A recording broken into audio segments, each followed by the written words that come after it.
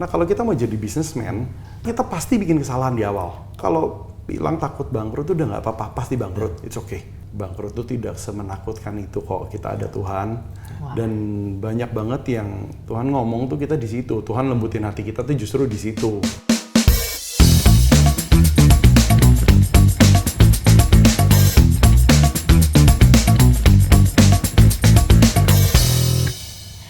Hai, selamat datang kembali di Marketplace Wisdom bersama saya Lady Lia dan juga Ko Fandi. Seperti biasanya, luar biasa ya. Luar biasa. Nah, di GMS Jakarta. Di GMS Jakarta lagi ya. Kayaknya Ko Fandi betah nih di sini ya. Ya. Ada tuntutan berapa tayang. Tapi selain itu kita juga punya narasumber yang luar biasa, punya cerita-cerita yang menarik juga. Nah, ini ada salah satu yang menarik juga yang akan kita bahas hari ini gitu ya. Adalah tentang bisnis kok cari yang susah. Nah, padahal biasanya kalau orang pengen yang cepet, yang instan, yang gampang, yang cepet kaya gitu kan ya. Kita akan dengerin ceritanya, tapi sebelum itu Ko Fandi akan menyampaikan firman ya. Yes. Saya tergerak untuk membawakan dari Bilangan 14 ayat 6. Tetapi Yosua bin Nun dan Kaleb bin Yefune yang termasuk orang-orang yang telah mengintai negeri itu mengoyakkan pakaiannya dan berkata kepada segenap umat Israel, negeri yang kami lalui untuk diintai itu adalah luar biasa baiknya. Jika Tuhan berkenan kepada kita, maka Ia akan membawa kita masuk ke negeri itu dan akan memberikannya kepada kita, suatu negeri yang berlimpah-limpah susu dan madunya. Nah, di sini mungkin beberapa di antara kita udah sangat-sangat hafal cerita ini gitu ya. Musa mengutus 12 pengintai, itu ternyata dari 12 itu 10 say no. Gitu. 2 say ayo kita serbu negeri itu. Padahal dari 12 orang ini itu ternyata mereka membawa hasil buah-buahan gitu ya, hasil bumi dari hasil tanahnya ya. Ya, hasil tanahnya, dan itu anggur yang gede-gede harus dipikul oleh 2 orang. Jadi tuh bayangkan anggur dipikul oleh 2 orang itu sebesar apa gitu ya. Seperti itu. Nah, tapi uniknya gitu ya. Tuhan sebenarnya udah mempertunjukkan atau menunjukkan ini loh hasilnya ini seperti ini. Tapi 10 orang itu ternyata tidak mau untuk masuk ke sana dengan pesimis katanya gitu ya. Pesimis. Itu katanya ada orangnya gede-gede lah, kita pasti hancur lah, kita seperti lebih melihat tantangannya dibanding peluangnya gitu. Betul, kita seperti binatang yang kecil, kalau nggak salah seperti nyamuk atau lalat, gitu seperti itu. Tapi yang 2 nih tidak melihat tantangannya, tidak melihat bahayanya, tapi mereka melihat peluang yang ada. Dan melihat janji Tuhan juga di situ. Dan pastinya, bukankah mereka ke sana karena janji Tuhan? Seperti itu. Jadi mereka tetap berpegang pada janji Tuhan dan mereka fokus untuk lihat seperti itu. Jadi ini agak lucu gitu ya, agak unik gitu. Jadi seperti itu. Mungkin ada beberapa orang yang suka ikut arah mayoritas, termasuk dalam bisnis gitu ya. Oke, bisnis yang sekarang ngetren apa nih? Kalau dulu misalnya bisnisnya seperti kebab gitu, semua lari ke kebab, semua buka outlet kebab gitu ya. Bisnis kemana lagi? Misalnya kayak boba, ikut arus semua gitu lari ya. ke boba dan sebagainya. Nah, begitu sunset, bingung semua, gimana ini begini-begini, bisnis lagi sepi, lagi lesu gitu. Tapi ternyata ada orang-orang yang tidak ke arah situ, tetapi karena apa yang sudah Tuhan janjikan gitu ya, melihat satu celah yang kecil, tetapi celah itu bukan dianggap sebagai ancaman, tapi dilihat sebagai satu peluang. Sama seperti Goliat melihat dari badan, sama seperti Daud ngelihat Goliat.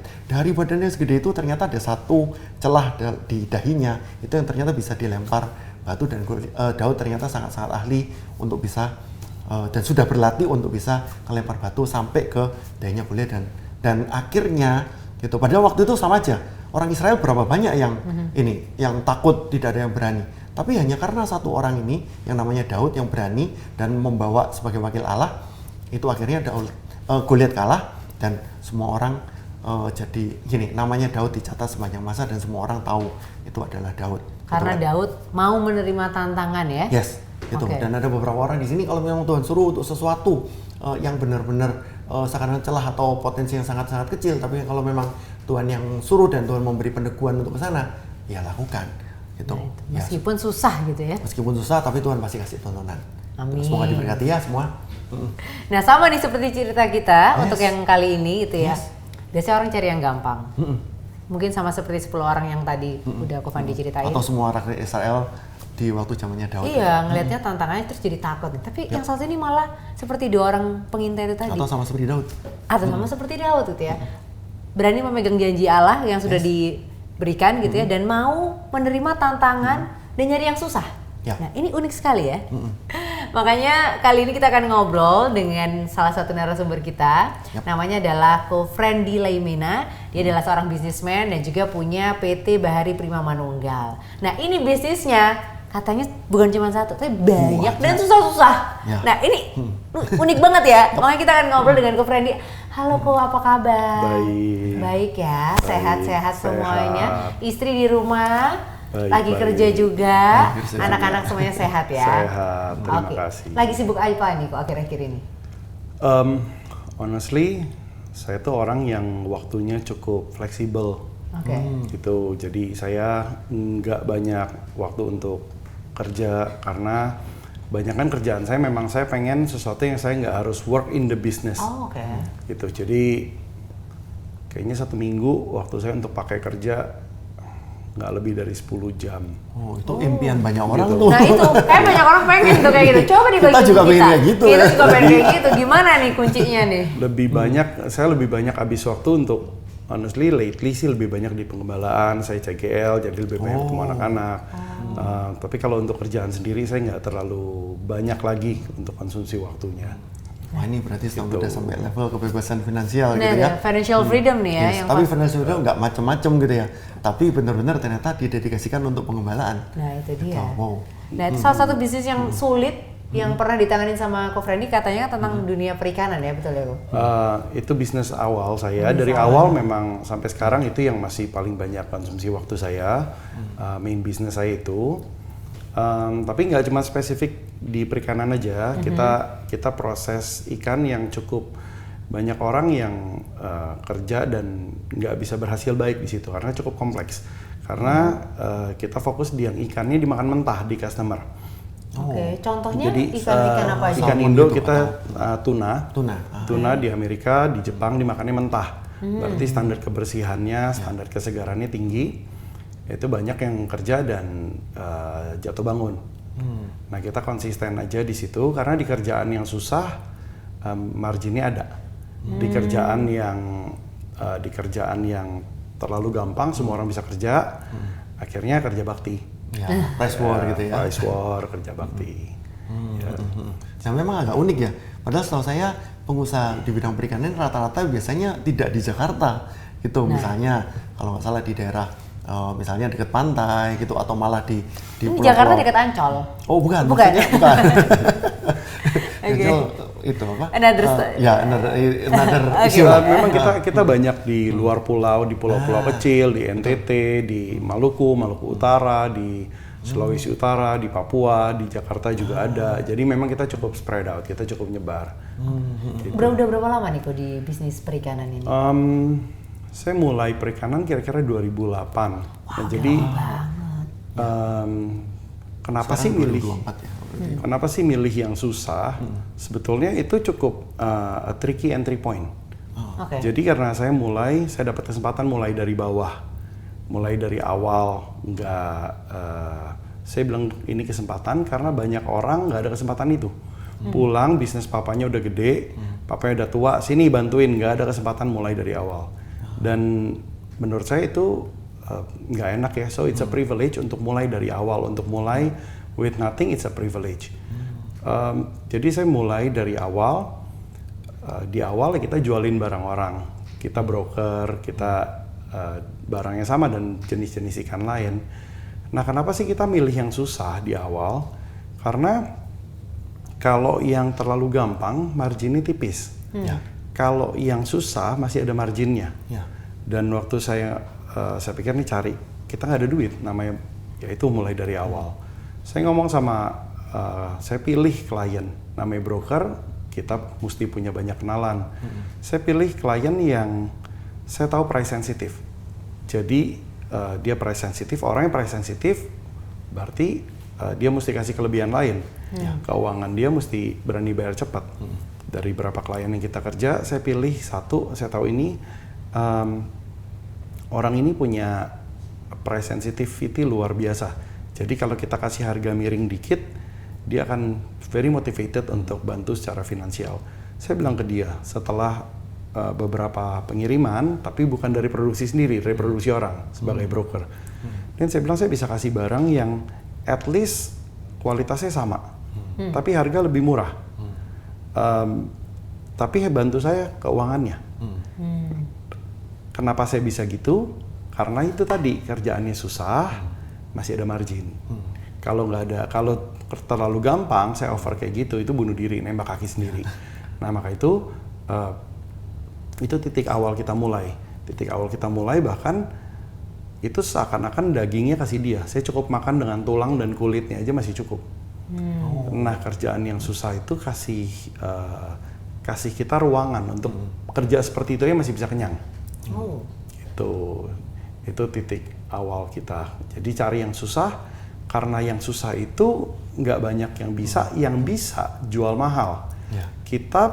Saya pikir nih masa seumur hidup jadi broker nih, kita mesti naik kelasnya lewat mana ya? Sedangkan berapa sih profitnya sebagai broker, berapa sih sampai bikin tempat sendiri? Kayaknya nggak nyambung deh angkanya. Mesti ada jembatan yang cepat nih. Jembatan yang cepat adalah ini. Kita kasih barang yang harganya bersaing, profitnya bagus untuk mereka. Karena banyak orang bisnis tuh salah. Banyak orang nggak tahu produknya apa. Contohnya orang jualan kopi, dia pikir yang dijual kopi. Yang datang ke coffee shop berapa persen sih yang benar-benar penyuka kopi? Ya. Padahal itu mungkin dia jual tempat meeting, mungkin dia jual lifestyle. Nah kita di B2B business, kita bukan jualan ikan. Yang kita jualan adalah profit. Yang mereka mau adalah hidupnya nggak pusing karena barangnya inkonsisten dan profit. Mereka beli barang kita kan bukan buat dimakan, mereka jualan lagi. Jualan lagi, emang mereka cari barang dagangan? Enggak, mereka cari profit melalui barang dagangan. Jadi positioning kita nih apa sebetulnya di bisnis? Yang kita jual tuh apa sih? Nah saya sadar dari awal yang kita jual ini adalah hassle free dan profit. Jadi mereka perlu barang kita untuk profit, tapi jangan banyak maboknya deh. Ntar barangnya murah, cuman inkonsisten, jelek, itu jadi mabok. Buat apa ada profit? Akhirnya orang run away dari itu. Murah tapi bikin mabok buat apa? Jadi di awal produk kita itu saya jelas sekali bahwa produk kita itu bukan ikannya. Tapi produk kita itu hassle free, profitable business untuk klien kita. Enggak, sekarang saya mikirnya gini, kenapa banyak orang nggak mau masuk ke bisnis yang ini yang susah? Gitu ya? Itu adalah karena susah gitu. Karena Jadi susah. harus dari kata-katanya udah susah gitu ya. Ya, dari A sampai Z gitu dia harus, mungkin kayak tadi ya, berapa banyak orang di Jakarta gitu atau kota-kota besar seperti Surabaya harus mau sampai bulusuan ke daerah Maluku gitu ya, sampai Sulawesi Utara dan sebagainya. Atau mungkin nggak kepikir gitu ya, kalau untuk bisnis yang susah tuh kadang nggak kepikir gitu kan. Gimana? Mungkin kalau tadi kan perikanannya agak aneh, pasti kalau B2B bisnis itu mulainya dari network, dari kenalan. Jadi kalau banyak orang yang gak mikir ke situ mungkin karena, nah kalau untuk orang yang baru mulai bisnis, saya banyak nih ngobrol sama orang. Baru minggu lalu saya ada ketemu sama pejabat, anaknya mau bisnis. Very common, anak muda mau buka coffee shop. Saya tanya, kamu ini mau buka coffee shop karena mau buka bisnis? Saya tanya jelas, kamu ini mau jadi businessman apa mau punya bisnis? Beda nih. Okay. Boleh dijelasin sedikit ya bedanya? Pasti beda. Mau punya mobil balap sama jadi pembalap tuh beda banget. Oke. Punya banyak orang tuh cuman mau punya mobil balap, tapi nggak bisa nyetirnya, nggak bisa jadi pembalap. Kalau mau jadi businessman, saya ngomong straightforward, mau jadi businessman, ini nggak generalize untuk semua orang, tapi menurut saya sebagian besar orang, this is very true. Jangan masuk dengan bisnis yang kalau kita lihat balance sheet nih, itu padat berat di illiquid assets. Berat di illiquid assets. Jadi contohnya kita investasi restoran. Lo kalau nggak jalan, itu piring, meja, alat dapur, sewa jadi apa? Jadi apa-apa, nol nilainya. Dijual pun sangat murah. Tapi let's say kalau kita dagang beras, sewa toko kecil, bahkan nggak usah sewa toko sekarang, sewa gudang aja, jualan lewat telepon atau online. Kalau sampai kita pikir kita nggak cocok jualan beras, ya udah habisin stok aja. Paling ada beberapa barang yang nanti mesti on sale. Karena kita nggak berat di. Nah kalau kita mau jadi businessman, di latihannya tuh lebih baik menurut saya dimulai dari sesuatu yang tidak padat illiquid assets. Karena kita pasti bikin kesalahan di awal. Ya. Ya di awal kalau bilang takut bangkrut tuh udah nggak apa-apa, pasti bangkrut, it's okay. It's okay, pasti jatuh nanti. Prepare for the worst-nya ya. Iya, menurut saya itu bagian dari belajar. Jatuh, masa mau belajar sepeda nggak berani jatuh. Ya. Jadi itu bagian dari perjalanannya. Don't worry, bangkrut itu tidak semenakutkan itu kok. Kita ada Tuhan. Dan banyak banget yang Tuhan ngomong tuh kita di situ. Tuhan lembutin hati kita tuh justru di situ. Banyak yang semua lah, Daud perlu lewat lembah Adulam, perlu lewat padang gurun. Saya pikir itu bagian perjalanan bersama Tuhan. So nggak usah terlalu takut. Tapi saya dari awal saya berpikir kenapa sih banyak orang mikir hanya yang kelihatan mata. Hanya yang kelihatan mata mungkin karena kalau kita ambil contoh nih, saya pernah ditanya mentor saya. Contohnya saya tanya, Koko suka olahraga? Olahraga apa kalau boleh tahu? Ringan sih, jalan pagi tiap pagi. Suka jalan pagi. Dulu ada hobi misalkan bulu tangkis, basket, gitu. Sepeda yang. Kenapa nggak ikut Tour de France kok? Kalau saya dengar tuh pembalap tuh atlet sepeda tuh untungnya bayarannya luar biasa. Kenapa nggak ikut Tour de France kok? Nggak Tapi bisa sepedaan ya kok, bisa sepedaan ya. Oke. Kenapa nggak ikut itu? Karena nggak sejago itu sebenarnya. Tapi kita bilang kita bisa karena kita bandingkan diri kita dengan siapa. Kita tanya, bisa bulu tangkis? Bisa. Kenapa nggak jadi bulu tangkis, atlet bulu tangkis aja? Kita udah lama nih, Thomas Cup, Aber Cup nggak dapat emas. Ya nggak sejago itu. Loh tapi ngomongnya bisa. Karena bisa bandingkan sama teman-temannya, sama teman-teman main. Jadi di posisi kita, waktu kalau ngomong dulu, waktu saya berpikir ini, itu benar-benar seorang anak muda yang nggak punya apa-apa, tidak punya keahlian spesifik apa-apa, itu cara pikir yang cukup belagu. Karena kita jangan bandingkan diri kita dengan teman-teman kita doang. Kita bilang kita bisa naik sepeda, kita bisa main bulu tangkis karena kita main sama teman-teman kita. Kalau menang nggak beda-beda jauh. Mainnya kurang jauh ya. Tapi kalau kita bandingkan sama atlet nasional atau atlet internasional, kita nggak bisa main. Bandingannya itu kita nggak bisa main. Bener-bener, saya pernah main sama pelatih saya dulu, ya cari satu aja tuh susah. Pelatih saya itu di Pelatda, dia kalau main sama atlet nasional, itu cari satu aja susah. Jadi segitu jauhnya kita kita bandingkan ke atas. Nah kita nih walaupun muda, kita bandingkan diri kita dengan siapa. Waktu kita bandingkan diri kita dengan siapa, itu adalah batasan horizon kita.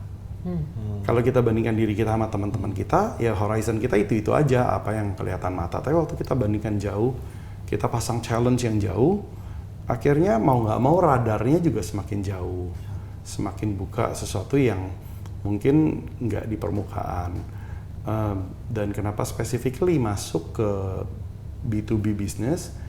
Karena waktu saya mulai di awal, saya pikir nih saya kalau mau mulai dengan dengan level yang saya pengen main, kapan nyampenya ya? Nggak ada modal nih, ini mau sampai ke level yang saya mau nih kapan nyampenya? Nggak akan nyampe-nyampe. Jadi mesti ada jembatan. Mesti jembatannya apa? Daripada kalau anak-anak sekarang ngomong bikin bisnis cari investor. Well, kenyataannya nggak semudah itu, nggak seindah itu. Di zaman saya mulai saya pikir nih awal-awal kita belum apa-apa cari investor, nanti kita dikontrol dari awal. Jadi mendingan deh kita bootstrapping dulu. Kita dengan apa adanya kita fight sendiri. Baby step dulu gitu ya? Ya dengan apa yang ada di tangan aja dulu fight, nggak usah yang susah-susah gitu. Tapi kenapa cari yang susah? Karena itu. Jadi sebetulnya cari yang susah itu bukan karena sengaja cari yang susah untuk untung, tapi yang susah itu satu-satunya jawaban saya untuk bisa menjembatani ke area yang saya mau bermain. Karena waktu itu sebagai broker saya pikir ini saya nggak bisa sistemize. Saya seumur hidup jadi kuli ini. Saya seumur hidup walaupun nanti untung, cuman time consuming. Saya mau sesuatu yang nggak time consuming supaya bisa buka horizon baru, supaya bisa melangkah ke sesuatu yang lebih besar. Jangan orang ada duitnya, cuman kakinya kerantai. Ya. Nah, jadi gimana? Nah, saya lihat seafood processing ini cocok, semuanya disystemize, semuanya dari A sampai Z udah ada timnya, udah ada sistemnya. Nah, cuma untuk itu saya perlu potong, saya perlu gimana danainnya. Nah, danainnya kasih customer, kasih yang value yang tadi saya cerita ke customer. Nah, untuk ini opportunity cuma bisa yang susah. Karena dulu sebagai broker saya coba banyak item, cuman hanya yang susah yang ada ruangan seperti itu. Gitu. Jujur ini dalam banget ya. Dari tadi saya fokus berasa kayak udah kuliah 4 SKS nih. Dalam banget tuh ya pembicaraan. Saya juga butuh Kelihatannya waktu Pak untuk mencerna. Ko Freddy tadi waktu cerita kayak pelan-pelan terus kita dengerin udah kayak ini dosennya ini yang ngajar gitu terus kita dengerin gitu ya. Karena ilmunya tuh kalau di kuliah aja nggak dapet nih kayaknya kalau kayak gini ya. Dalam banget, bener kok. Fokus banget jadinya ya. Iya, jadi sempat ada bercabang pertanyaan, tapi ternyata harus ngikutin. Ngikutin dulu alurnya ya. Makanya tadi saya nggak berani motong juga. Gitu. Sekarang boleh nih, kalau mau nanya, Freddy mau nanya apa nih? Bingung juga mau nanya apa. Susah soalnya, susah abisnya. Tapi tadi, sorry nih, Freddy tadi kan, tadi kita memulai ceritanya bahwa yang susah itu pertama dari perikanan. Perikanan pun kan ada jenisnya lagi gitu ya. Terus sekarang Koko juga ada di B2B juga. Perikanan ini kan B2B. Perikanannya B2B. Iya. Oke. Sebentar lagi ada yang susah apa lagi yang pengen dicari? Karena kan orangnya visioner ya kayaknya ya. Oke, kita kalau bilang susah, saya pikir semua kerjaan kita nih cukup susah. Saya ada perusahaan yang saya join sama teman, ada perusahaan yang kita sendiri.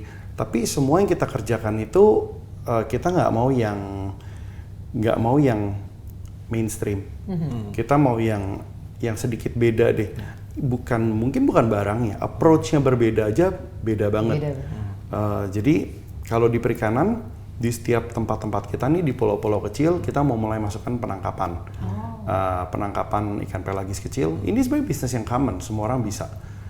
Tapi manage ini di pulau terpencil, di mana itu kalau bayangin kapal di Jakarta kalau mau ke fishing ground itu 2 minggu. Jadi dari Jakarta ke fishing ground 2 minggu. Nah dari tempat-tempat kita ini ke fishing ground 4 sampai 6 jam. Nah bisa bayangin costing kita nih seberapa kompetitif dibanding teman-teman lain. Jadi memang kita carinya, tapi manage-nya ini nggak gampang. Manage di pulau kecil tuh nggak gampang. Cuman kita semua kerjaan kita memang kita nyari yang gitu. Kenapa sih nyarinya yang gitu? Karena saya sadar kita ini bukan orang yang capital loaded. Kita nggak datang dari capitalnya berlebihan. Kita datang dari apa adanya, dari yang kecil. Nah kita mesti berpikir kerjaan tuh yang returnnya baik. Jadi sampai sekarang walaupun kerja mainstream nggak apa-apa sih. Cuman kayaknya udah kebentuk kerja jangan yang terlalu simpel deh. Kerja yang sedikit berbeda. Jadi return on equity-nya bisa lebih baik dari kebanyakan. Oke. Mungkin Ko Freddy juga bisa kasih motivasi gitu ya untuk teman-teman di luar sana, pengusaha yang mungkin baru memulai bisnisnya. Pengennya mungkin tadi mainstream gara-gara dengerin Ko Freddy jadi mikir yang anti mainstream apa nih gitu kan ya. Tapi sebelumnya ini baru keluar pertanyaan nih. Nah, oke. Mayoritas orang-orang Indonesia itu kenapa tidak mau itu bukan karena mereka malas. Beberapa malas gitu ya, tapi salah satunya juga karena takut mengambil risiko. Gitu. Iya. Nah, ini gimana? Kalau susah mungkin risikonya juga tinggi juga gitu ya. Iya, bagaimanapun kan ya namanya susah pasti risikonya lebih tinggi. Meskipun tadi katanya ada margin game-nya juga. Ada banyak orang yang secara mayoritas nggak risk taker gitu, tapi kan tetap harus calculated kan. Risiko yang terkalkulasi. Nah, gimana? Kan tiap orang beda nih. Risiko ini ada yang risiko itu waktu kita nggak punya data yang cukup, nggak punya pengetahuan yang cukup. Tapi resiko itu yang bridge-nya resiko adalah kita mesti bisa curi waktu. Contohnya kita mau buka tempat baru, maunya langsung beli tanah gitu, terus atau beli ruko, bikin restoran, terlalu beresiko. Sewa aja dulu. Bahkan kalau ada orang bilang, makanan saya ini bagus banget, saya mau bikin restoran, kepagian. Nggak usah bikin restoran, jualan online dulu aja. Ambil waktu dulu aja untuk lihat customer pada suka gak, denger dulu responsnya. Jadi peluru-peluru kecil dulu aja. Jadi jangan yang resikonya gimana, contohnya kita lihat daerah ini bagus loh. Kita itu nggak mulai dengan barangnya itu langsung bikin pabrik, langsung bikin tempat itu, enggak.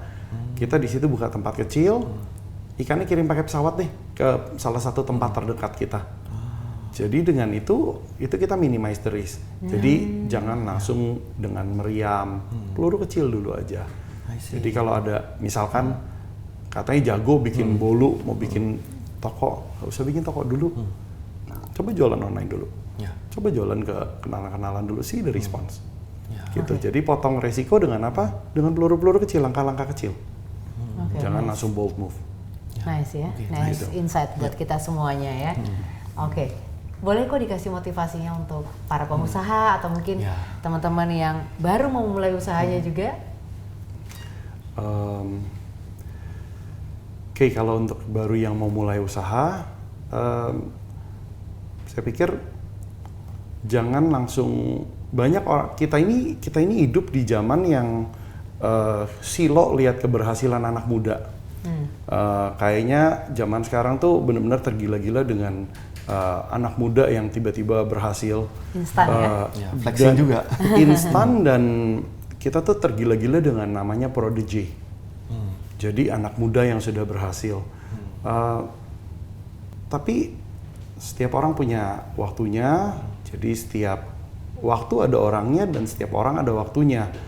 Jadi jangan, karena mungkin kita udah kepala 4 atau kepala 5, atau kita masih di early 20s, yuk kita asah kampak dulu yang benar, asah pisau kita yang benar, asah kemampuan kita yang benar, dan one small step at a time aja. Nggak usah buru-buru, nggak usah mau yang langsung kelihatan mata. Small steps, dan jangan takut make mistake, jangan takut jatuh, jangan takut bangkrut.